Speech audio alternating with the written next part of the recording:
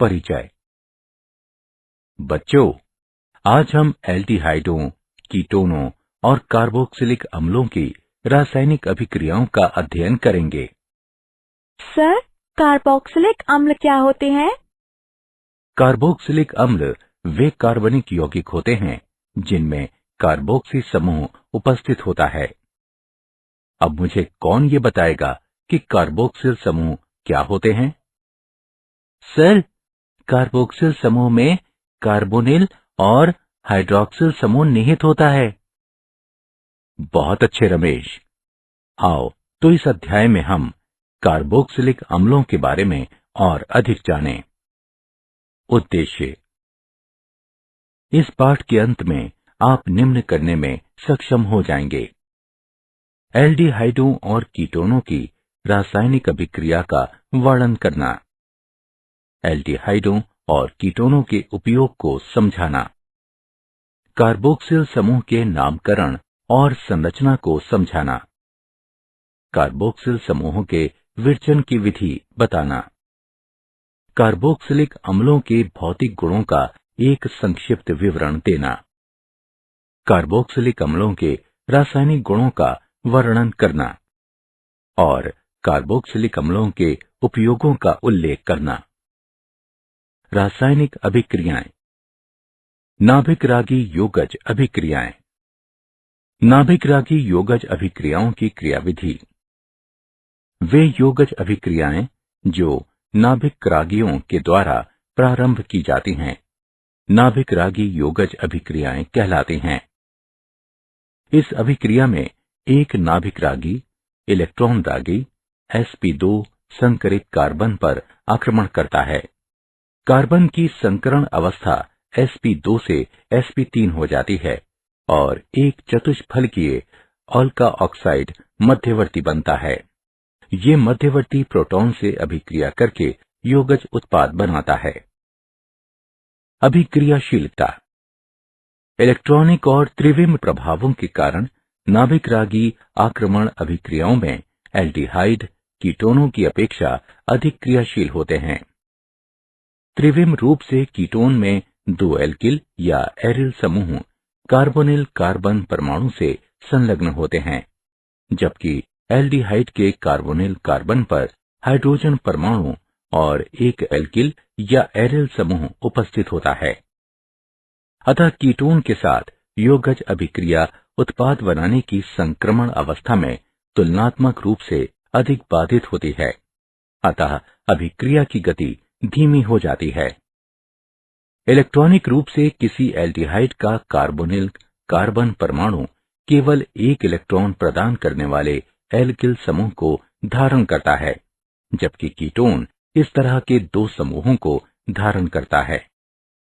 अतः एल्डिहाइड का carbonyl carbon परमाणु तुलनात्मक रूप से अधिक निर्बल इलेक्ट्रॉन ग्राही होता है और एक नाभिक रागी को आकर्षित करने की प्रबल प्रवृत्ति को प्रदर्शित करता है।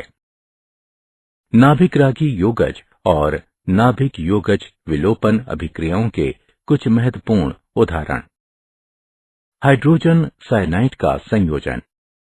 शुद्ध HCN के साथ ये अभिक्रिया बहुत धीमी गति से होती है, अतः ये क्षार के द्वारा उत्प्रेरित की जाती है। जनित साइनाइड आयन प्रबल नाभिक स्नेही होता है और ये एल्डिहाइडों और कीटोनों के कार्बोनिल समूह से संयोजित होकर साइनोहाइड्रिन यौगिक का निर्माण करता है। सोडियम हाइड्रोजन सल्फाइड का संयोजन।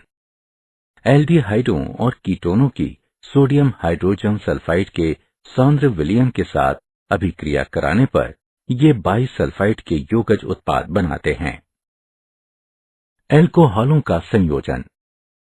एल्डिहाइड शुष्क हाइड्रोजन क्लोराइड की उपस्थिति में एल्कोहलों के साथ अभिक्रिया करता है। पहले हेमी एसिटेल बनते हैं जो एल्कोहल के दूसरे मोल से अभिक्रिया करके स्थायी एसिटेल बनाते हैं। कीटोन एल्कोहल से सीधी अभिक्रिया नहीं करते, पर एकांतर विधि के द्वारा कीटेल का विरचन किया जा सकता है। कीटोन एथिलीन ग्लाइकॉल से हाइड्रोक्लोरिक गैस की उपस्थिति में अभिक्रिया करके जल और एथिलीन ग्लाइकॉल कीटल का निर्माण करते हैं। अमोनिया व इसके व्युत्पन्नों का संयोजन। अमोनिया व इसके व्युत्पन्न अम्लीय माध्यम में कार्बोनिल यौगिकों के साथ अभिक्रिया करके मध्यवर्ती उत्पाद बनाते हैं, जो जल के अणु उन्मूलन द्रुत निर्जलीकरण द्वारा इमीन व्युत्पन्नों के रूप में अंतिम उत्पाद बनाते हैं।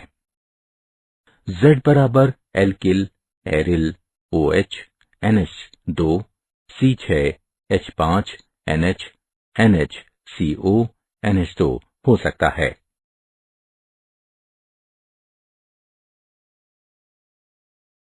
अपचयन। हाइड्रोकार्बनों में अपचयन। एल्डिहाइडों और कीटोनों को अम्ल गमित जिंक और सांद्र हाइड्रोक्लोरिक अम्ल की अभिक्रिया द्वारा हाइड्रोकार्बनों में अपचयित किया जा सकता है। ये क्लीमेंसन अपचयन कहलाता है। Wolff Kishner अपचयन। एल्डिहाइडों और कीटोनों को हाइड्रेजीन की अभिक्रिया के द्वारा और पोटेशियम हाइड्रोक्साइड के साथ उच्च तापमान पर गर्म करके हाइड्रोकार्बनों में अपचयित किया जाता है। ऑक्सीकरण। एल्डिहाइडों को सरलता से उन कार्बोक्सिलिक अम्लों में ऑक्सीकृत किया जा सकता है जिनमें कार्बन परमाणु की संख्या मूल एल्डिहाइड के बराबर होती है। एल्डिहाइड आसानी से ऑक्सीकृत हो जाते हैं क्योंकि इनके कार्बोनिल समूह में हाइड्रोजन परमाणु की उपस्थिति के कारण ये बिना किसी आबंध विदलन के OH समूह में परिवर्तित हो जाते हैं। अतः एल्डिहाइड केवल प्रबल ऑक्सीकारक कर्मक जैसे पोटेशियम परमैंगनेट और पोटेशियम डाइक्रोमेट के द्वारा ही ऑक्सीकृत नहीं होते, अपितु ये मूलभूत स्थितियों में मृदु ऑक्सीकारक कर्मक जैसे Ag2+ और Cu2+ आयनों के द्वारा भी ऑक्सीकृत किए जा सकते हैं। कीटोन का ऑक्सीकरण प्रबल परिस्थितियों में होता है। प्रबल ऑक्सीकारक कर्मक जैसे अम्लीकृत पोटेशियम डाइक्रोमेट विलयन या एल्केलाइन पोटेशियम परमैंगनेट और उच्च ताप पर की आवश्यकता होती है। कीटोन के ऑक्सीकरण के परिणाम स्वरूप जो कार्बोक्सिलिक अम्ल बनाता है उसमें कार्बन परमाणु की संख्या मूल कार्बोनिल यौगिक के कार्बन परमाणुओं की संख्या से कम होती है। रासायनिक अभिक्रियाएं। टोलेन परीक्षण। एक aldehyde propanol ammoniacal silver nitrate विलयन जो कि सिल्वर दर्पण के लिए एक टोलेन अभिकर्मक है, उसको अपचयित कर देता है, लेकिन प्रोपेनोन जो कि एक कीटोन है उसे नहीं कर पाता। फेलिंग परीक्षण। फेलिंग अभिकर्मक में फीलिंग विलयन A और फेलिंग विलय B का मिश्रण होता है। फेलिंग विलयन A जलीय कॉपर सल्फेट और फेलिंग विलयन B रोशेल लवण का एल्केलाइन विलयन होता है जो कि सोडियम पोटेशियम टार्ट्रेट है। इन दोनों विलयनों को मिश्रित किया जाता है और थोड़ा सा एल्डिहाइड विलयन इस फेलिंग अभिकर्मक में डालकर गर्म करने पर लाल भूरे रंग का अवक्षेप प्राप्त होता है। मेथिल कीटोन का हेलोफॉर्म अभिक्रिया द्वारा ऑक्सीकरण। मेथिल कीटोन सोडियम हाइपोहैलाइड जो कि सोडियम हाइड्रोक्साइड और हैलोजन है, इसके विलयन में ऑक्सीकृत हो जाते हैं। इस अभिक्रिया से हेलोफॉर्म और संगत कार्बोक्सिलिक अम्ल के सोडियम लवण का उत्पादन होता है। ये अभिक्रिया हेलोफॉर्म अभिक्रिया के नाम से जानी जाती है।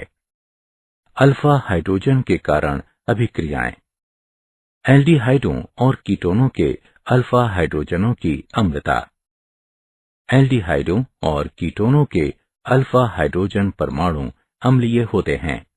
ये अम्लता कार्बोनिल समूह के इलेक्ट्रॉन अपनयन कर लेने के प्रबल प्रभाव और संयुग्मी क्षार के अनुनाद द्वारा स्थायित्व प्राप्त कर लेने के कारण होती है। एल्डिहाइडों और कीटोनों के अल्फा हाइड्रोजन परमाणु की ये अम्लता कार्बोनिल समूह के इलेक्ट्रॉन अपनयन कर लेने के प्रबल प्रभाव और परिणामी एनाइन के अनुनाद द्वारा स्थायित्व प्राप्त कर लेने के कारण होती है। एल्डोल संघनन।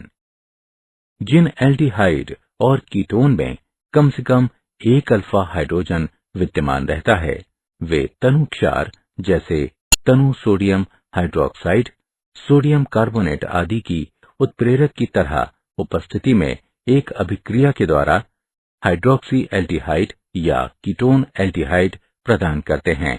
इन्हें एल्डोल कहा जाता है। इस अभिक्रिया को एल्डोल अभिक्रिया कहते हैं। तनु सोडियम हाइड्रोक्साइड की उपस्थिति में एथेनॉल संघनित होकर तरल द्रव का निर्माण करती है, जिसे एल्डोल कहते हैं। गर्म करने पर एल्डोल जल को निष्कासित कर असंतृप्त यौगिक बनाता है। बेरियम हाइड्रोक्साइड की उपस्थिति में प्रोपेनोन कीटोल देता है। गर्म करने पर कीटोल जल को निष्कासित कर असंतृप्त यौगिक बनाता है। क्रॉस एल्डोल संघनन। जब दो भिन्न भिन्न एल्डिहाइडों या कीटोनों के बीच एल्डोल संघनन होता है तो उसे क्रॉस एल्डोल संघनन कहते हैं। जब एक एथेनॉल और प्रोपेनॉल के मिश्रण को सोडियम हाइड्रोक्साइड विलयन के साथ गर्म किया जाता है तो ये 4 भिन्न उत्पाद बनाता है। अन्य अभिक्रियाएं। कैनिजारो अभिक्रिया।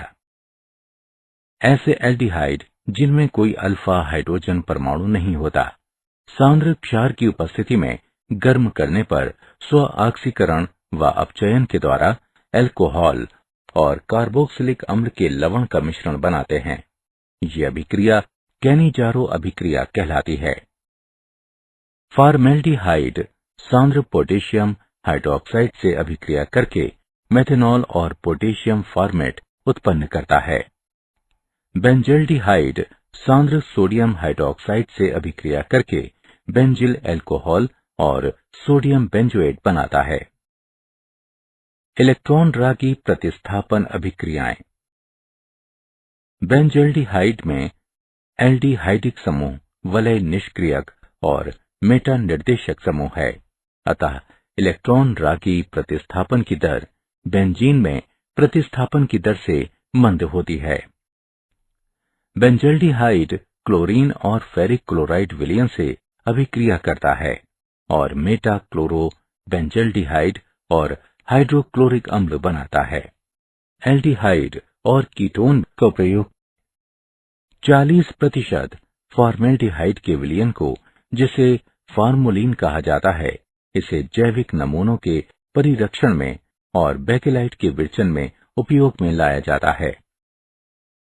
एसिटैल्डिहाइड को एसिटिक अम्ल, एथिल एसीटेट, वाइनिल एसीटेट, बहुलकों और औषधियों के निर्माण में उपयोग में लाया जाता है।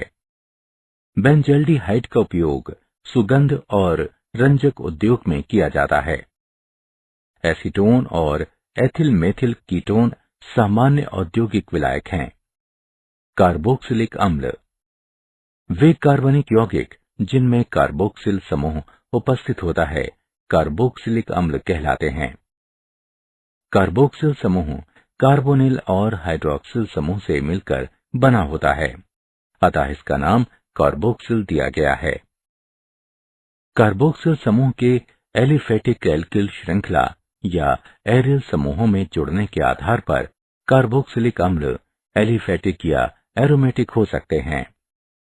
कार्बोक्सिल समूह की नाम पद्धति एवं संरचना।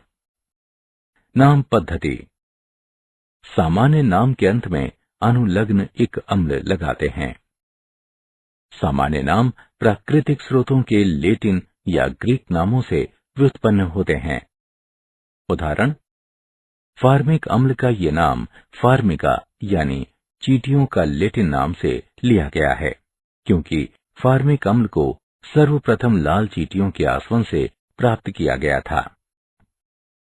एसिडिक अम्ल का ये नाम एसिटम, जिसका अर्थ सिरका होता है, उससे लिया गया है, और ब्यूटेरिक अम्ल का नाम ब्यूटिरम यानी मक्खन का लैटिन नाम से व्युत्पन्न है। IUPAC पद्धति में एलिफेटिक कार्बोक्सिलिक अम्लों का नामकरण करने के लिए संगत एल्केन के अंग्रेजी नाम के अंत में स्थित ई के स्थान पर ओइक अनुलग्न लगाया जाता है और इसके बाद अम्ल लगाते हैं। प्रतिस्थापित और शाखित श्रृंखला वाले अम्लों का नामकरण लंबी श्रृंखला वाले अम्लों के व्युत्पन्नों के रूप में दिया जाता है। प्रतिस्थापियों की स्थिति अरेबिक संख्या के द्वारा कार्बोक्सिल समूह के कार्बन को एक अंक देकर दर्शाई जाती है।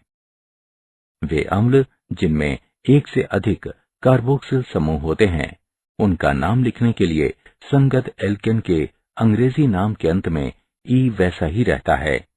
कार्बोक्सिल समूह की संख्या गुणात्मक पूर्व लग्न डाई, ट्राई इत्यादि को ओरिक शब्द के पहले लिखकर इंगित किया जाता है। उदाहरण 4 हाइड्रोक्सी ब्यूटेनोइक अम्ल, प्रोप 2 एनोइक अम्ल, प्रोपेन डाइओइक अम्ल। एरोमेटिक अम्ल सरलतम सुगंधित एरोमेटिक मोनोकार्बोक्सिलिक अम्ल C6H5COOH है। इसका नाम बेंजोइक अम्ल है।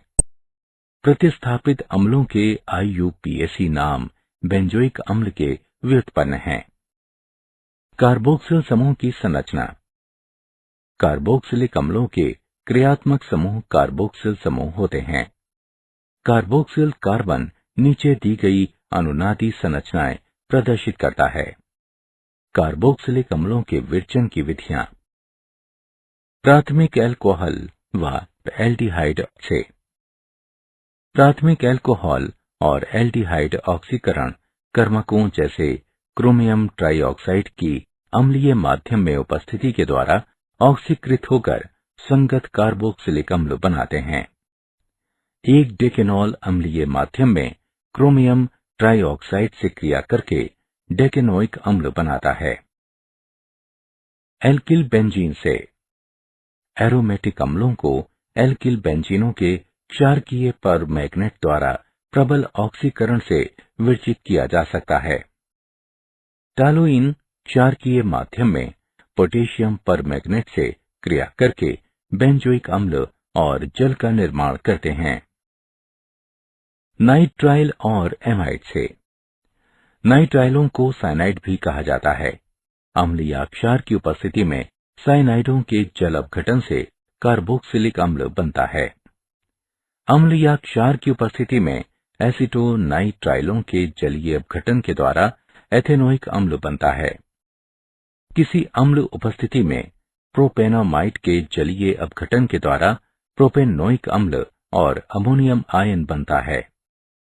ग्रीनयार अभिकर्मक द्वारा जब ग्रीनयार अभिकर्मक को कार्बन डाइऑक्साइड के साथ शुष्क ईथर की उपस्थिति में अभिकृत कराया जाता है, तो ये कार्बोक्सिलिक अम्ल के लवण का निर्माण करते हैं, जो खनिज अम्लों से संगत कार्बोक्सिलिक अम्ल देते हैं। Methyl magnesium bromide carbon dioxide के साथ शुष्क ईथर की उपस्थिति में कार्बोक्सिलिक अम्ल के लवण का निर्माण करते हैं, जो बाद में अम्लीकृत होकर एथेनोइक अम्ल और हाइड्रोक्सी मैग्नीशियम ब्रोमाइड का निर्माण करते हैं। एसिल हैलाइड और एनहाइड्राइडों से अम्ल क्लोराइड जल अपघटित होकर कार्बोक्सिलिक अम्ल बनाता है। एसिटिल क्लोराइड जल अपघटित होकर एसिटिक अम्ल बनाता है। एसिटिक एनहाइड्राइड के जल अपघटन से एसिटिक अम्ल बनता है। एस्टर से एस्टरों के अम्लीय जल अपघटन से मेथिल बेंजोएट बेंजोइक अम्ल और मेथनॉल बनाता है। भौतिक गुण। प्रथम 9 एलिफेटिक कार्बोक्सिलिक अम्ल अरुचिकर गंध वाले रंगहीन द्रव होते हैं, जबकि श्रेणी के उच्च सदस्य रंगहीन, गंधहीन व मोम जैसे ठोस होते हैं। बेंजोइक अम्ल क्रिस्टलीकृत ठोस होते हैं। कार्बोक्सिलिक अम्लों का क्वथनांक अंतरा आणविक हाइड्रोजन आबंध की उपस्थिति के कारण कुछ उच्च होता है, जिसके परिणाम स्वरूप द्वितक संरचनाओं का निर्माण होता है। प्रथम 4 एलिफेटिक सदस्य जल के अणुओं के साथ अंतरा आणविक हाइड्रोजन आबंध निर्मित कर सकने के कारण जल में घुलनशील होते हैं। एल्किल समूहों के बढ़ते हुए आकार के साथ जल विरागी अन्योन्य क्रिया बढ़ने के कारण जल में विलयता कम होती जाती है, अतः उच्च कार्बोक्सिलिक अम्ल जल में लगभग अविलय होते हैं। मूल्यांकन। आगे बढ़ने से पहले आइए जानें कि आपने कितना सीखा। सही विकल्प को उठाकर उसके संगत स्थान पर रखें। रासायनिक अभिक्रियाएं। अभिक्रियाएं जिनमें OH आबंध का विदलन होता है। अम्लता। धातु और क्षारों के साथ अभिक्रिया। कार्बोक्सिलिक अम्ल सर्वाधिक अम्लीय कार्बनिक यौगिकों में से एक है। ये सोडियम धातु के साथ अभिक्रिया करके हाइड्रोजन गैस मुक्त करते हैं। सोडियम धातु एथेनोइक अम्ल से अभिक्रिया करके सोडियम एसीटेट देती है और हाइड्रोजन गैस मुक्त करती है। बेंजोइक अम्ल क्षार से क्रिया करके लवण और पानी बनाते हैं। एथेनोइक अम्ल कार्बोनेटों से अभिक्रिया करके कार्बन डाइऑक्साइड गैस निष्कासित करते हैं। कार्बोक्सिलिक अम्ल फिनॉल से अधिक प्रबल अम्ल हैं। कार्बोक्सिलेट आयन में ऋण आवेश 2 विद्युत ऋणात्मक परमाणुओं पर समान रूप से वितरित होता है, जो कि ऑक्सीजन परमाणु होते हैं, जबकि फिनॉक्साइड आयन में ये केवल एक ऑक्सीजन परमाणु पर उपस्थित होता है। अतः कार्बोक्सिलेट आयन को फिनॉक्साइड आयन की तुलना में ज्यादा स्थायित्व प्राप्त होता है। अतः कार्बोक्सिलिक अम्ल फिनॉल से ज्यादा हद तक आयनित होता है और हाइड्रोजन आयनों के उच्च सांद्रण को प्रस्तुत करता है। अतः कार्बोक्सिलिक अम्ल फिनॉल से अधिक प्रबल अम्ल की तरह व्यवहार करता है। कार्बोक्सिलिक अम्लों की अम्लता पर प्रतिस्थापियों का प्रभाव। इलेक्ट्रॉन का अपनयन करने वाले समूह कार्बोक्सिलेट ऋणावेश को विस्थानित करके संयुग्मी क्षारक को स्थायित्व प्रदान करते हैं और अम्ल की अम्लता को बढ़ाते हैं। वहीं दूसरी ओर इलेक्ट्रॉन दाता समूह ऋणावेश को संकेंद्रित करके संयुग्मी क्षारक को अस्थायित्व प्रदान करके अम्ल की अम्लता को घटा देता है। इलेक्ट्रॉन का अपचयन करने वाले समूह जैसे हेलो समूह NO2, CN आदि कार्बोक्सिलिक अम्ल की अम्लता को बढ़ाते हैं, जबकि और इलेक्ट्रॉन दाता समूह जैसे एल्किल समूह कार्बोक्सिलिक अम्ल की अम्लता को घटा देते हैं। प्रतिस्थापियों की संख्या का प्रभाव क्लोरो प्रतिस्थापी एसिटिक अम्लों द्वारा स्पष्ट किया जाता है। अम्ल की अम्लता क्लोरो एसिटिक अम्ल से ट्राई क्लोरो एसिटिक अम्ल तक घटती है। COH आबंध विदलन संबंधी अभिक्रियाएं। एनहाइड्राइड का विरचन। कार्बोक्सिलिक अम्लों को फास्फोरस पेंटाऑक्साइड के साथ गर्म करने पर ये कार्बोक्सिलिक अम्लों के 2 अणुओं से जल के एक अणु के निष्कासन के द्वारा एनहाइड्राइड बनाता है। एस्ट्रीकरण।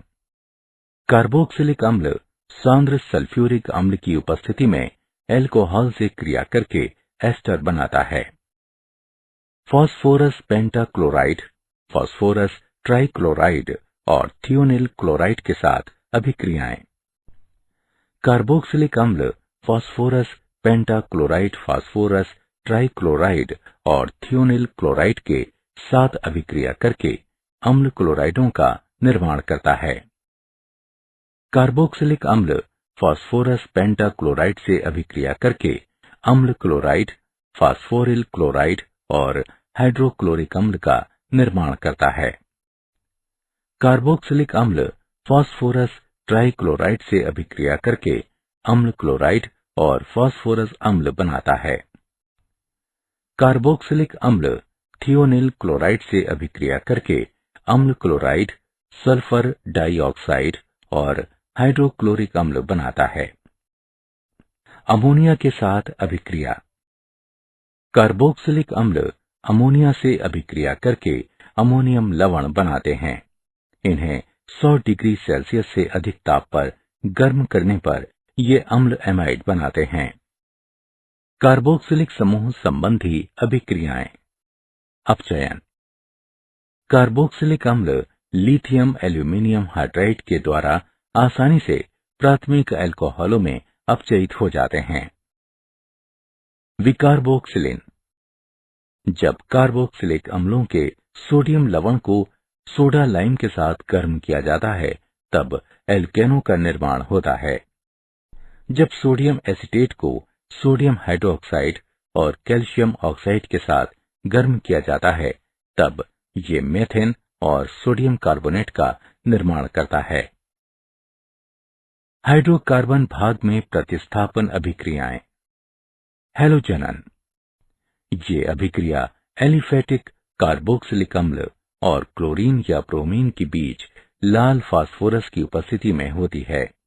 इस अभिक्रिया में कार्बोक्सिलिक अम्ल के अल्फा कार्बन परमाणु पर क्लोरो या ब्रोमो समूह का प्रतिस्थापन होता है। ये अभिक्रिया हेल्फोलॉर्ड जेलिंस्की अभिक्रिया कहलाती है। वलय प्रतिस्थापन। एरोमेटिक कार्बोक्सिलिक अम्ल इलेक्ट्रॉन रागी अभिक्रियाएं प्रदर्शित करते हैं। कार्बोक्सिलिक समूह एक निष्क्रियक एवं मेटा निर्देशी समूह की भांति व्यवहार करते हैं। सांद्र नाइट्रिक और सल्फ्यूरिक अम्ल को बेंजोइक अम्ल में मिलाने पर ये मेटा नाइट्रो बेंजोइक अम्ल में परिवर्तित हो जाते हैं। ब्रोमीन और फेरिक ब्रोमाइड को बेंजोइक अम्ल में मिलाने पर ये मेटा ब्रोमो बेंजोइक अम्ल में परिवर्तित हो जाता है। कार्बोक्सिलिक अम्लों के उपयोग। एसिटिक अम्ल का प्रयोग वृहत रूप से खाद्य परिरक्षक और मसालों के रूप में होता है। एसिटिक अम्ल अन्य रसायनों के साथ अभिक्रिया करके औद्योगिक महत्व के बहुत से यौगिक बनाते हैं। इनमें सेल्यूलोज एसीटेट शामिल है, जिसका उपयोग एसीटोन रेयॉन बनाने में, अज्वलनशील चलचित्र फिल्म, रोगन और प्लास्टिक बनाने में किया जाता है। बेंजोइक अम्ल खाद्य परिरक्षक के रूप में नियमित रूप से प्रयोग किया जाता है। साथ ही जीवाणु संक्रमण के इलाज में व अन्य रसायनों के साथ मिलाकर विकर्षक और इत्र जैसे उत्पादों को बनाने के लिए इसका उपयोग किया जाता है। क्या आप जानते हैं, सिरके में आमतौर पर एसिटिक अम्ल का 4 से 8% विलयन होता है। बाकी मात्रा जल और अन्य अणुओं की होती है। सिरके में उपस्थित एसिटिक अम्ल को एथेनॉल के किण्वन से बनाया जाता है। फलों और सब्जियों को धोने का सबसे प्रभावी तरीका है उन्हें तनु यानी जल मिश्रित सिरके के साथ धोना। सारांश। आइए हमने जो कुछ सीखा है उसे संक्षेप में दोहराएं। वे योगज अभिक्रियाएं जो नाभिक रागियों के द्वारा प्रारंभ की जाती हैं, नाभिक स्नेही योगज अभिक्रियाएं कहलाती हैं। त्रिविम और इलेक्ट्रॉनिक प्रभाव एल्डिहाइडों को कीटोनों की तुलना में नाभिक स्नेही आक्रमण के प्रति अधिक अभिक्रियाशील बनाते हैं। एल्डिहाइड आसानी के साथ ऑक्सीकृत होकर कार्बोक्सिलिक अम्ल बनाते हैं। एल्डिहाइड अमोनिकल सिल्वर नाइट्रेट विलयन को अपचयित कर देता है, जो कि सिल्वर दर्पण के लिए एक टॉलेन अभिकर्मक है। फेलिंग विलयन जलीय कॉपर सल्फेट और सोडियम पोटेशियम टार्ट्रेट, जो कि एक रोशेल लवण है, उसका मिश्रण है। एल्डिहाइडों और कीटोनों के अल्फा हाइड्रोजन परमाणु अम्लीय होते हैं। ये अम्लता कार्बोनिल समूह के इलेक्ट्रॉन अपनयन कर लेने के प्रबल प्रभाव और संयुग्मी क्षार के अनुनाद द्वारा स्थायित्व प्राप्त कर लेने के कारण होती है। जिन एल्डिहाइड और कीटोन में कम से कम एक अल्फा हाइड्रोजन विद्यमान रहता है, वे तनु क्षार जैसे तनु सोडियम हाइड्रोक्साइड, सोडियम कार्बोनेट आदि की उत्प्रेरक की तरह उपस्थिति में एक अभिक्रिया के द्वारा हाइड्रोक्सी एल्डिहाइड या कीटोन एल्डिहाइड प्रदान करते हैं। इन्हें एल्डोल कहा जाता है। इस अभिक्रिया को एल्डोल अभिक्रिया कहते हैं। जब दो भिन्न भिन्न एल्डिहाइडों या कीटोनों के बीच एल्डोल संघनन होता है तो उसे क्रॉस एल्डोल संघनन कहते हैं। वे कार्बनिक यौगिक जिनके क्रियात्मक समूह कार्बोक्सिल समूह होते हैं, कार्बोक्सिलिक अम्ल कहलाते हैं और कार्बोक्सिल कार्बन अनुनादी संरचनाएं प्रदर्शित करते हैं। कार्बोक्सिलिक अम्लों का क्वथनांक अंतरा आणविक हाइड्रोजन आबंध की उपस्थिति के कारण कुछ उच्च होता है, जिसके परिणाम स्वरूप द्वितक संरचनाओं का निर्माण होता है। एसिटिक अम्ल का प्रयोग वृहद रूप से